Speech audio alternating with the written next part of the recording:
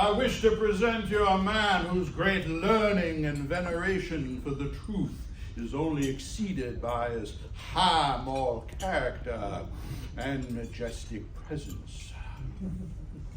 Oh, I of course refer in these vague general terms to myself.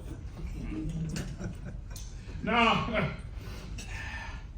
I consider introductions unnecessary, but if it is the custom to have them, well, I prefer to do the act myself, so I can rely on getting all the facts. I was born modest, but it wore off. Now, I was once introduced by a lawyer who kept his hands in his pockets, and he introduced me as Mark Twain, a humorist, a very funny fellow, and a rare creature indeed. Well, I was knocked speechless by this complimentary thunderbolt. Why, scarcely in my life had a compliment so beautifully phrased, or so well deserved. But we had a much rarer creature in our midst than a humorist who was very funny. We had a lawyer who kept his hands in his own pockets. I love compliments, oh, we all do. Humorists, burglars, congressmen, all of us in the trade. And if you can't get a compliment any other way, well, then you pay yourself one. I do it all the time. I can do it now. I can say at this moment that there are two most remarkable men. Rudyard Kipling is one, and I am the other one. Between us we cover all knowledge. Kipling knows all that there is to know, and I know the rest. But I do hate to have my name mentioned as one of the great authors, because I have such a sad habit of dying out. Chaucer is dead. Spencer is dead. So is Milton, and so is Shakespeare. I'm not feeling very well myself. Now, people often ask me, why I wear this white suit. Well, I've traveled around a good deal, and I've mixed with royalty and savages and common, ordinary people. And the one thing that has always struck me is that clothes makes the man. Naked people have very little or no influence in society. Now, when I was a boy, there was but one permanent ambition amongst my comrades in our little village on the west bank of the Mississippi, and that was to be a steamboatman. We had transient ambitions of other sorts. When a circus came and went in our small town, why, then we were all burning to be clowns. And then when the first Negro minstrel shows came through our section, why, then we all suffered to try that kind of life. And now and then, ever so often, we had hoped if we lived and were good, God would permit us to be pirates. Well, his ambitions faded out over time, but the ambition to be a steamboatman always remained. Now, boy after boy managed to get on the river, and by I ran away too. And I vowed I would not come back again unless I became a pilot and could return in glory. So I apprenticed to Mr. Horace E. Bixby of the Paul Jones, and he agreed to teach me the Mississippi River from New Orleans to St. Louis for $500 payable out of my first wages after graduation. Well, so I started this small enterprise of learning 1,200 to 1,300 miles of the great Mississippi River with all the easy confidence of my young time of life. If I'd really known what I was going to require my faculties, I wouldn't have had the courage to begin. Well, if I seem to love my memories of those years upon the river, it's no surprising thing For I love that profession far more than any other that I have taken up since, and for good reason. A riverboat pilot in those days was the only truly independent and unfettered human being alive on the earth. Why, when I was in the pilot house, I was so far above the water, it was as if I was perched on a mountaintop. Oh, it was a sumptuous glass temple giving a princely view of the Mississippi. The majestic, the magnificent Mississippi as it rolled its mile-wide tide shining in the sun. And on the 4 o'clock watch mornings, I'd watch the summer sunrise on the river. Oh, that was enchanting. First, as the eloquence of silence, as a deep hush broods over everywhere. And there's the haunting feeling of loneliness and isolation and remoteness from the hurry and bustle of the world. And when the dawn stealthily creeps in and vast stretches of the river open up and reveal themselves, and the solid black wall of force softens into gray, and the water is glass smooth, giving off little spectral wreaths of white mist. There's not the breath of wind, nor the stir of a leaf. But suddenly a bird pipes up, and followed by another one. Well, soon the pipings all resolve into a joyous riot of music. Now, you see none of the birds, but you seem to be moving through an atmosphere of song which seems to sing itself. And then when the light gets a little brighter, why then you see one of the fairest and softest pictures imaginable. And all the river is like a mirror, with the leafy foliage and the curving shoreline and the receding capes all pictured in it. And it was all beautiful. But when the sun gets well up, and it distributes a pink flush here and a powder gold yonder and a purple haze will yield the best effect, why then you grant you that you have seen something worth remembering. I hoped to follow the river all my days and die at the wheel when my mission was complete. But by and by the war came and commerce on the river ceased, and my occupation was gone. So I joined the Confederate Army, and I soon realized that my greatest talent as a soldier was learning how to retreat. So after a couple of weeks I left, deserted, and the Confederacy fell.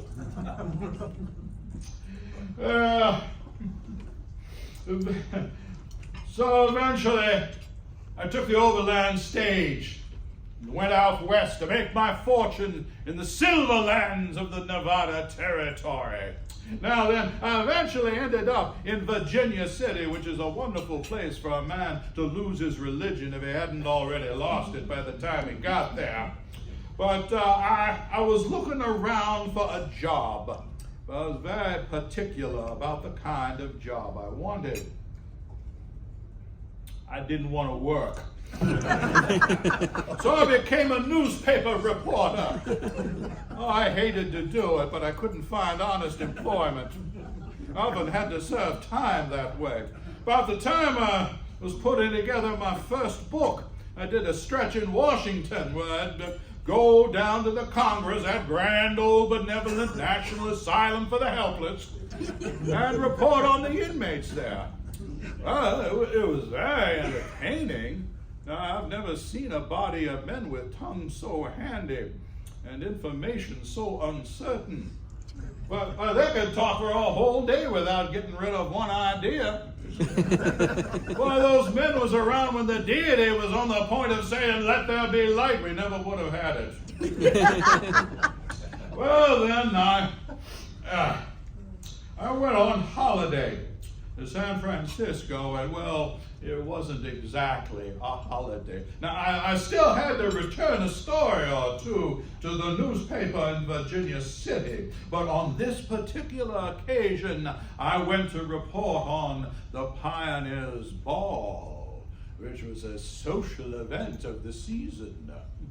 See, I knew that if I returned stories on the female fashions on display at the ball, it would be of great interest to my society friends in the mining camps. Well, so I arrived in San Francisco and I had a terrible cold. And the lady at the hotel recommended that I drink a quart of whiskey every 24 hours. And then another friend of mine recommended the exact same thing. That made half a gallon. So I did. Cold died and I lived. Oh, I've been drunk before, but that one was a masterpiece. Well, I went to bed early that night, and I had a terrible nightmare. I dreamt I was being baptized. And on about 2 o'clock in the morning, I had a WC call. So I jumped up into the dark and went out into the hallway with just my nightshirt and without a candle. And I suddenly realized that there's no WC on my floor. Well, the hallway was pitch dark, so, well, I groped my way upstairs to the WC there, and then I made my way upstairs going home, pawing my way along to what I thought was my room, when it suddenly occurred to me that, now wait a minute, I went upstairs when I should have gone down, and well, I don't know, I wasn't too sure of that either. My mind lost confidence in itself and began to wander. I wasn't too sure what floor I was on. I was lost. And it was about that time that my mind left me completely. Now that a man cannot stand in a dark hallway at 2 o'clock in the morning in his nightshirt, looking like an envelope with no address on it. He can't stand there and be content. He has to go somewhere. So I started pawing my way upstairs a couple of flights, lighting away with profanity as I went. Now you see, I couldn't go down to the ground floor and start my way up because the Pioneer Ball was going on down there. A whole ballroom full of young ladies is a very dangerous place to be in, clothed as I was and not in my right mind. So, well, pretty soon I could hear those gals coming up and going to bed. Well, I didn't know if I was on the WC floor or not. So I scampered into the nearest doorway, hoping and praying that it was it. It was. Oh, I stood there in that humble shelter, happy as a martyr when the fire don't burn. Oh, I resolved to stay there all the rest of my days, safe from life's dangers and travails. Several young ladies applied for admittance, but I was not receiving. Thursdays being my day. Well, pretty soon the house dark and quiet, and well then I proceeded down to the ground floor and counted my way back upstairs to my room, and I got in my room and well my temper lit a fire and I let her go, and then amidst this explosion an admiring female voice said, "When you're done with your prayers, I'd like to know what you're doing in my room." You know, there really should be a room in every house to curse in. Now, it's dangerous to hold in an emotion like that. I've always been of the notion that under certain trying and dangerous circumstances that profanity provides relief that is denied even to prayer. I always said that if I can't curse in heaven, I will not stay. They probably won't let me in anyway. At least that's what my friends tell me. Well, I remember once saying Pastor Joe Twitchell hoped to be cremated, And he just kind of looked at me and said, well, I wouldn't worry about that if I had your chances. Now, man is really the most interesting jackass there is. Now, it's his idea, you see, that the deity sits up nights to admire him. He's the Creator's pet. And you may wonder why. Well, it's because of his intellect. Man is the reasoning animal. Such is the claim, although it is open to dispute. Now I have studied this reasoning animal for years now, and I found the results humiliating. Now take, for example, I did an experiment with a cat and a dog. I taught them to be friends. And I put them in a cage. And I introduced a rabbit. In an hour, they were friends. So, I then put in a fox, a goose, a squirrel, some doves, a kangaroo, and finally a monkey. They all lived together in peace. Well, then I took an Irish Catholic and I put him in a cage. And then after a while, when he seemed tame, I added in a Presbyterian, then a Turk from Constantinople, a Methodist from the wilds of Arkansas, a Buddhist from China, and finally a Salvation Army colonel. Well, when I came back, there wasn't a specimen left alive. It seems that these reasoning animals had disagreed upon a theological detail and had taken the matter up to a higher court. Because you see, man is also the religious animal. He's the only one that's got the true religion, several of them. He loves his neighbor as himself and cuts his throat if his theology isn't straight. But he's made a graveyard of the globe, trying his honest best to smooth his brother's path to happiness and heaven. All the other animals, they don't have a religion, you see. They're going to be left out in the hereafter. I wonder why. Seems questionable taste. Man is the only animal that blushes or needs to. Well, you just have to remember that man was made at the end of the week's work when God was tired. Well then, getting to be almost time. Now, I came in 1835 on Halley's Comet, and it's coming back again pretty soon. And, well, I plan on going out with it. Be the greatest disappointment of my life if I don't go out with Halley's Comet. No doubt the Almighty has said that here these two indefinable freaks, they came in together, they should go out together. I'm looking forward to that. But before I go, I wanted to say something from my heart. In the last year, since my 70th birthday, I have received hundreds of letters from all conditions of people, men, women, children, and in them there's compliment and praise, and above all, and better than all, there's a note of affection. Now, praise is well, compliment is well, but affection, now that is the last and final and most precious gift that any man could receive, whether for character or achievement. And I'm very grateful to receive that reward. Well, many a year ago, I gathered an incident from Dana's 2 years before the mast, and it goes like this. Seems there was this self-important little skipper of a coasting sloop that was constantly hailing every ship that came in sight. Now, he did it to hear himself talk and to air his small grandeur.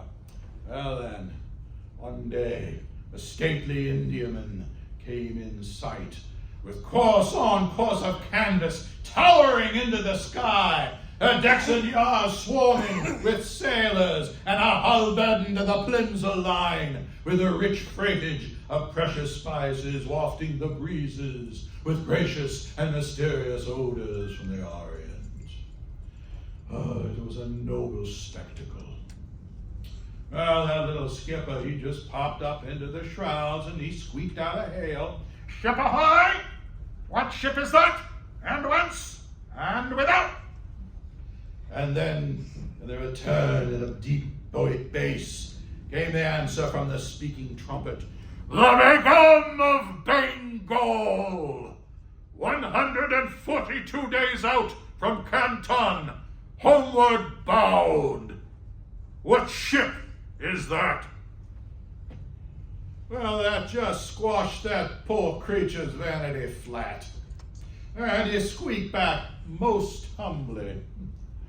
"Only the Marianne, 14 hours out from Boston, bound for Kiptra Point, with nothing in particular." Oh, what an eloquent word, that "only," to sound the depths of his humbleness. Now then, that is exactly my case. In 1 hour out of the 24, and not more, I sit and reflect in the dark with the echoes of your praise echoing in my ears. It is then that I am humble. It is then that I am perfectly meek. And it is only then when I am just the Mary Ann, 14 hours out from Boston, cargoed with dried apples and tinware. But on the remaining 23 hours, when my vain self-complacency rides high on the firm crest of your approval, why then I am the stately Indiaman, plowing the seas before me under a cloud of canvas and laden with the kindest words that have ever been vouchsafed to any wandering alien in this world. And it is then that I am the Begum of Bengal, 70 years out, homeward bound. Thank you, and good night.